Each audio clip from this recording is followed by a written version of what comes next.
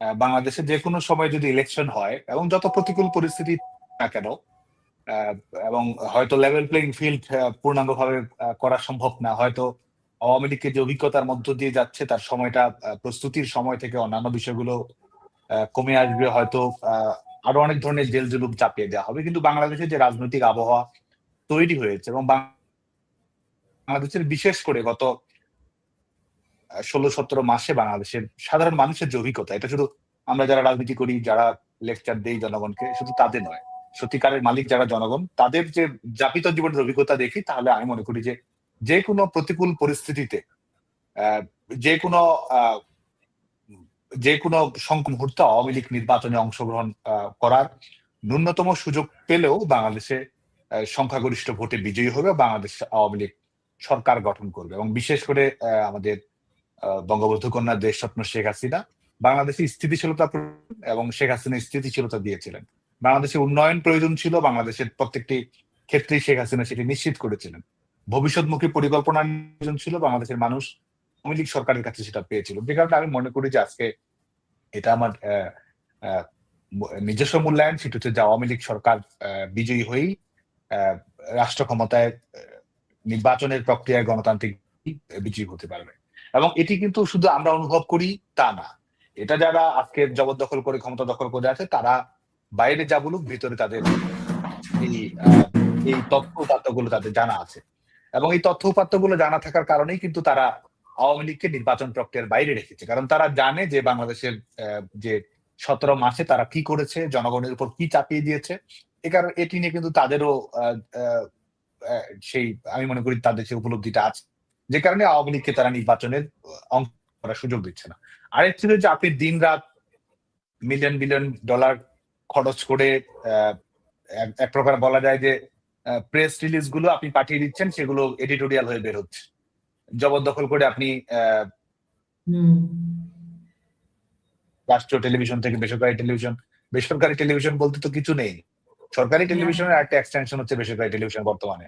তো এই অবস্থার মধ্যেও এই যে সমস্ত কিছু নিয়ন্ত্রণ করার পরেও আমি মনে করি যে এই যে এটি করা হচ্ছে এবং আওয়ামী লীগ সরকারকে বিভিন্নভাবে অভিযুক্ত করা হচ্ছে, এবং এই যে অভিযোগ করা, এই যে বিভিন্ন ধরনের তকমা দেয়া, এবং এটি দেওয়ার মাধ্যমে কিন্তু তারা সেই কনফিডেন্সটা অর্জন করতে পারছে না যে এটা মানুষ গ্রহণ করছে, যে কারণে কিন্তু তারা নির্বাচনটা তারা দিচ্ছে না, যে কারণে তারা তারা জানে যে তাদের এই বিলিয়ন ডলারের ক্যাম্পেইন আসলে বাংলাদেশের মানুষ গ্রহণ করছে না। এটিও আরেকটি কারণ যে আওয়ামী লীগকে তারা নির্বাচনের বাইরে রাখছে। আরেকটি যে এটি আপনি নির্বাচন হচ্ছে যে নির্বাচন তো আপনি যদি একটা চিন্তা করেন যে একটা প্রতিযোগিতা মানুষের প্রতিনিধিত্ব করার একটা রাজনৈতিক দলগুলোর মধ্যে, তো এটি যারা আজকে নির্বাচনে অংশগ্রহণ করছে সবার জার্সি তো একই জার্সি নিয়ে তো তারা প্রতিযোগিতা করছে।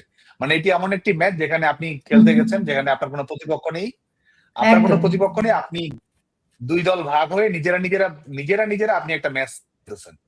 তো সেখানে এটি তো আজকে বাংলাদেশে, এটাকে বাংলাদেশে ইলেকশন হিসেবে চালিয়ে দেওয়া হচ্ছে, যে আপনি 11 জন গেলছেন, বাইরের আপনার প্রতিপক্ষ 11 জনকে আপনি থাকতে দিচ্ছেন না, খেলার কোনো সুযোগ দিচ্ছে না, 11 জন দুই ভাগ হয়ে 6 জন 5 জন করে আপনি খেলতেছেন। তো এটা আপনি ম্যাচ বলবেন? এটা কি কোনো বৈধতা পাবে? এটা কি আইসিসি মানে কোনো আন্তর্জাতিক সংস্থা রিকগনিশন পাবে নাকি মর্যাদা পাবে? কিংবা এই যে আপনার খেলা দর্শকরা আসছে, তারা কি যে কম্পিটিটিভ ম্যাচ দেখতে চেয়েছিল, প্রতিদ্বন্দ্বিতামূলক ম্যাচ দেখতে চেয়েছিল, ভালো একটা ম্যাচ দেখতে চেয়েছিল, খেলার মাধ্যমে ফলাফল দেখতে চেয়েছিল, পূর্ব নির্ধারিত ফলাফলের খেলা তারা দেখতে চায়নি। আজকে আপনি হয়তো ভয় দেখিয়ে আপনি তাদেরকে কিছুক্ষণ নিয়ন্ত্রণ করছেন, কিন্তু শেষ পর্যন্ত সেই দর্শকরা কিন্তু তাদের প্রতিবাদ জানাবে, এবং শেষ পর্যন্ত কিন্তু ম্যাচ পন্ডের আশঙ্কা তো আছেই, রিম্যাচের আয়োজনও কিন্তু করতে হতে পারে। কারণ এই ধরনের ম্যাচ কিন্তু আমরা বিশেষ করে 96 সালের ফেব্রুয়ারিতে আমরা দেখেছি। তো ওই ম্যাচ কিন্তু ফলাফলও দেয়নি, সেই ম্যাচ কিন্তু টেকসই কোনো গভর্নমেন্ট দেয়নি, এবং রিম্যাচ কিন্তু করতে হয়েছে, রিম্যাচ করে কিন্তু জনগণ যেটা চেয়েছে সেটাই কিন্তু করতে হয়েছে। আরেকটি হচ্ছে যে আপনি দেখুন, আমরা কিন্তু রাজনীতি করি, রাজনীতিতে মূল্যায়ন তো অবশ্যই রয়েছে, ভুল ত্রুটি নিয়ে মূল্যায়ন সবসময় থাকে, কিন্তু আজকে দেখুন যে বাংলাদেশে যারা এক হচ্ছে যে নিজেরা সরকার হিসেবে যারা আছে, অন্যান্য রাজনৈতিক দল আছে, অন্যান্য সংগঠন আছে, যারা নির্বাচনে অংশগ্রহণ করেছে, তাদের যদি আমি ভাবি যে তারা ভবিষ্যতে এই যে দখলদার সরকারটা যখন থাকবে না, কিংবা রাজনৈতিক পরিস্থিতি পরিবর্তন যখন হবে তখন তারা এর জবাবটা নিজের কাছেই বা তারা কি দিবেন। তারা সবসময় ইনক্লুসিভ ইলেকশনের কথা বলেছে, সবসময় যে রাজনৈতিক দলের জন্য সমান সুযোগ থাকা প্রয়োজন, সবাই মিলে অংশগ্রহণ করতে হবে, রাজনৈতিক অধিকার দিতে হবে, সকল রাজনৈতিক অধিকারের নিশ্চিত দিতে হবে।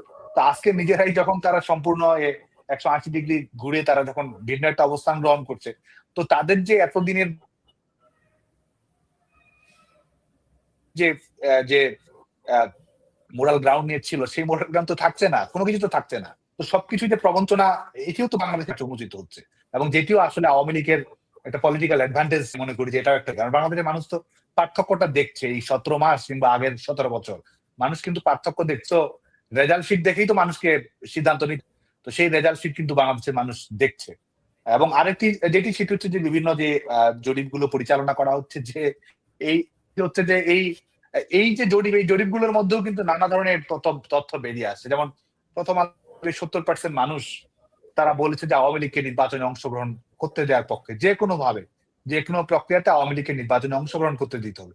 তো বাংলাদেশে তারা আপনারা আজকে যখন আপনি মতামত জরিপ, কেউ যখন জরিপ করতে যায়, বাংলাদেশে এই বাস্তবতা নেই যে সে বলবে যে আওয়ামী লীগের সমর্থন কিংবা কোনো ধরনের অনুরাগ প্রকাশ পায়। কারণ সেটা যদি পায় তাহলে তার বাড়িতে আগুন জ্বলবে, তার ছেলে মেয়ে যদি বিশ্ববিদ্যালয়ে পড়ে তার সার্টিফিকেটটা যাবে, লেখাপড়া করতে পারবে না, তার পরিবারে কেউ যদি চাকরি করে চাকরিটা কারাগারে যেতে হবে, জামিন পাওয়ার কোনো সুযোগ থাকবে না, এবং দম বন্ধ করা পরিবেশের মধ্যে আসবে। এই অবস্থার মধ্যেও কিন্তু এই তথ্য উপাত্ত পরিসংখ্যান গুলো আসলে বাংলাদেশের মানুষ তার মতামত গুলো প্রকাশ করছে, এবং এই যে ক্ষমতায় আসবে এত পার্সেন্ট এই জনমত, এবং এটা কিন্তু তাদের যে নিজস্ব সমর্থক আছে, তাদের নিজস্ব সমর্থকদের মধ্যে জড়িত, যে আপনার 100 জন সমর্থক আছে, সেখানেও আপনি সত্যি কথা হচ্ছে সেই 100 জনের সমর্থনও তারা আদায় করতে পারছে না, নিজস্ব সমর্থকদেরও তারা সমর্থন আদায় করতে পারছে না, যে কারণে সেখান থেকেও তারা 70% দেখাতে হচ্ছে। আরেকটা হচ্ছে গণমাধ্যমের ভূমিকা। গণমাধ্যমকে আমরা তো যে ভূমিকাটা রাখা প্রয়োজন, যে সত্যিকারের ভূমিকাটা রাখা প্রয়োজন, সেটাই তো আমরা আহ্বান জানাবো। যদিও গণমাধ্যমের যে নির্যাতন নিষ্পেষণ চলছে, সেটা তো একটা অবস্থার মধ্য দিয়ে সাংবাদিকদের কখনো যেতে হয়নি, কিন্তু অবশ্যই আমরা বাংলাদেশের মানুষ এটা বুঝতে পারে কোনটা এক ধরনের পাবলিক রিলেশন ক্যাম্পেইনিং এর অংশ হিসেবে করা হচ্ছে আর কোনটা সত্যিকারের রিপোর্ট, সেটা কিন্তু বাংলাদেশের মানুষ ধরতে পারে, জানতে পারে, এবং বিভ্রান্ত করা সম্ভব নয়। এবং যে কারণে আমি মনে করি যে এই যে চটকদারের রাজনীতি, এই যে একটা বৈধতা, এক ধরনের অন্যায় অবিচারকে বৈধতা দেওয়ার রাজনীতিটা শেষ পর্যন্ত বাংলাদেশের মানুষ এটা গ্রহণ করবে না। এবং আরেকটি হচ্ছে যে আমরা ভবিষ্যৎ যে একটা বাংলাদেশ দেখতে চাই, যে একটা গণতান্ত্রিক বাংলাদেশ আমরা চাই, তো সেই সবাই এই দিন রাত মুখ ফুলিয়ে গণতন্ত্র, মানবাধিকার, তারপর তো কাজে তো সেটা প্রমাণ করতে হবে, কাজে তো সেটা প্রমাণ আমরা কোনো কিছু দেখতে পাচ্ছি না। আজকে এই যে নির্বাচন দেওয়া হচ্ছে, এটি কি বাংলাদেশের, আজকে আমি বিশেষ করে অনেকেই এই ধরনের মতামত প্রকাশ করছে যে এটা নির্বাচনটা তো বাংলাদেশের সমস্যাটা সমাধান করছে না। কি সমাধান হচ্ছে বাংলাদেশের? এই গণতান্ত্রিক সংকটের সমাধান হচ্ছে, না স্থিতিশীলতার প্রশ্নটির সমাধান হচ্ছে, নাকি আমাদের জাতীয় ঐক্য গড়ে তোলা প্রয়োজন সেটার কোনো সমাধান হচ্ছে? কোনটিরই সমাধান হচ্ছে না, বরং আমাদের সংকটটাকে আরো বৃদ্ধি করছে। এই যখন আপনি একটা বড় রাজনৈতিক শক্তিকে যখন আপনি নির্বাচন প্রক্রিয়ার বাইরে রাখবেন, তো আপনি তো শেষ পর্যন্ত সেই গণতন্ত্রকে শক্তিশালী করছেন না, এবং আপনি নিজেকেও দুর্বল করে ফেলছেন সত্যিকার অর্থে। কারণ যারা মনে করছে যে তারা ক্ষমতার মসনদে থেকে যাবে, ক্ষমতার মসনদে তারা থাকবে না। এবং যখন সেই তাদের নৈতিক ভিত্তিটা নেই, যখন জনগণের সমর্থন নেই, এবং মানুষের কাছে বলার মতো কোনো অর্জনও নেই, কারণ মানুষ তো দেখছে তারা ক্ষমতায় আছে, এবং তাদের ক্ষমতা, তারা ঠিকই ক্ষমতায় গেছে, তাদের ব্যাংক ব্যালেন্স ঠিকই বেড়েছে, তাদের বাড়ি হয়েছে, কিন্তু বাংলাদেশের মানুষের 12টা কিন্তু বেজে গেছে। তো যে কারণে আমি মনে করি যে এই যে তারা করছে, এটা এটা এটা দীর্ঘমেয়াদী যাওয়ার কোনো নেই। মানুষ শেষ পর্যন্ত একটা সত্যিকারের নির্বাচন আদায় করে নেবে, এবং সেটার মাধ্যমে মানুষ তার সত্যিকারের প্রতিনিধি বেছে নেবে, এবং ওর আগ পর্যন্ত যদি কোনো কিছু হয়, সেটা আসলে সত্যিকার অর্থে নির্বাচনও নয়। এবং আওয়ামী লীগের যে রাজনৈতিক অবস্থানটি, আমি ছাত্রলীগ করি, সে কারণে দেখুন যে আওয়ামী লীগের যে রাজনৈতিক অবস্থান, আমি মনে করি যে একটা সত্যিকারের লিবারেল ডেমোক্রেসির জন্য যে কম্পোনেন্ট গুলো থাকা প্রয়োজন, সবকিছু আওয়ামী লীগের এই একটা, এবং ভিশনারি এবং ভবিষ্যৎমুখী এবং একই সঙ্গে একটা উপলব্ধি, সবকিছু আওয়ামী লীগের, এবং বিশেষ করে আওয়ামী লীগ সভাপতি বঙ্গবন্ধু কন্যা দেশরত্ন শেখ হাসিনার সিদ্ধান্তের মধ্যে আছে। আপনি দেখুন যে নির্বাচনের প্রতি আগ্রহ এবং আওয়ামী লীগের যে ইলেকটোরাল হিস্ট্রি, ফলাফলটিকে সামনে নিয়ে আসা, নির্বাচনে অংশগ্রহণ করার সুযোগ চাওয়া এবং হচ্ছে যে মানুষের মানে এরা তো আওয়ামী লীগের মানুষের তো ভোট দেওয়ার অধিকার থাকতে হবে। মানুষ তো আওয়ামী লীগকে প্রত্যাখ্যানও করতে পারে, মানুষকে তো প্রত্যাখ্যান করার অধিকারটাও দিতে হবে। তো আজকে তো প্রত্যাখ্যান করার অধিকারটাও আপনি দিচ্ছেন না। পার্থক্যটা অনেকে গুলিয়ে ফেলে যে আওয়ামী লীগ কি করেছে। আওয়ামী লীগের সময় প্রত্যেকটা নির্বাচনে বিএনপির অংশগ্রহণ করার সুযোগ ছিল। বিএনপিকে কখনো নিষেধাজ্ঞার মধ্য দিয়ে যেতে হয়নি, কোনো ধরনের অন্যান্য প্রক্রিয়ার মধ্য দিয়ে যেতে হয়নি এবং বিএনপি নির্বাচনে অংশগ্রহণ করেছেও। 2018 সালের নির্বাচনে তারা অংশগ্রহণ করেছে, যে কারণে আওয়ামী লীগের যে সিদ্ধান্ত এটা মুগ্ধ করার মতো আমি মনে করি। কারণ সে অ্যাডাপ্টেবিলিটি আওয়ামী লীগের রয়েছে। নিরপেক্ষ সরকারের মাধ্যমে ইলেকশন যে চাওয়া, নিউট্রালিটি চাওয়া, এটার মাধ্যমে বাংলাদেশের জনগণের একটা যে ডেমোক্রেটিক ট্রানজিশন প্রয়োজন, আমি মনে করি যে আমাদের যে ডেমোক্রেটিক ট্রানজিশন প্রয়োজন, আওয়ামী লীগ এটির ক্ষেত্রে একটা রাজনৈতিক দল হিসেবে তারা সবচেয়ে ভালো রেসপন্স করেছে। আমি যদি বলি নিরপেক্ষভাবে, দলীয় দৃষ্টিভঙ্গির বাইরে আওয়ামী লীগ সবচেয়ে ভালোভাবে রেসপন্স করেছে। আওয়ামী লীগ বিদ্যমান সমাধানের জন্য সবচেয়ে বেটার অপশনটি জাতির সামনে হাজির করেছে এবং আমি মনে করি যে আওয়ামী লীগ যে ফর্মুলাটি দিচ্ছে, যেটি আসলে সবাইকে গ্রহণ করে কম্পিটিটিভ ইলেকশনের মাধ্যমে ক্ষমতার প্রক্রিয়াটি নির্ধারিত হবে, যেটা বাংলাদেশের লাইফ লাইন। বাংলাদেশের গণতন্ত্রকে যদি বাঁচাতে হয়, রক্ষা করতে হয়, এটা ছাড়া আসলে কোনো পথ নাই। এইসব হাবিজাবি করে আসলে বাংলাদেশের গণতন্ত্র ঘটানো সম্ভব নয়।